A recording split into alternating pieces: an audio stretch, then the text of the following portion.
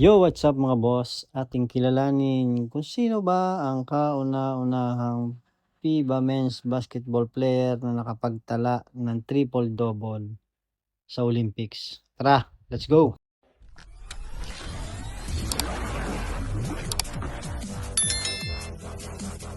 Si Alexander Belov o mas kilalang Sasha Belov ay pinanganak noong November 9, 1951 sa Leningrad, Russia, Soviet Union na may height na 6'7".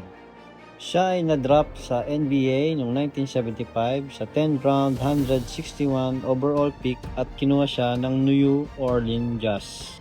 Career highlights and awards niya as a player is naging 2 times FIBA European selection noong 1971-72, 2 times FIBA Saporta Cup champion 1973-75, naging Soviet League champion noong 1975, nakasama siya sa FIBA's 50 greatest player noong 1991, at 101 Greats of European Basketball noong 2018.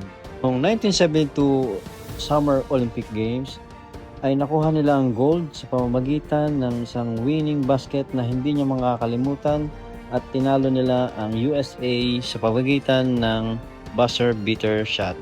At noong 1976 Montreal Summer Olympic Game ay nakuha nila ang bronze medal dahil tinalo sila ng Yugoslavia.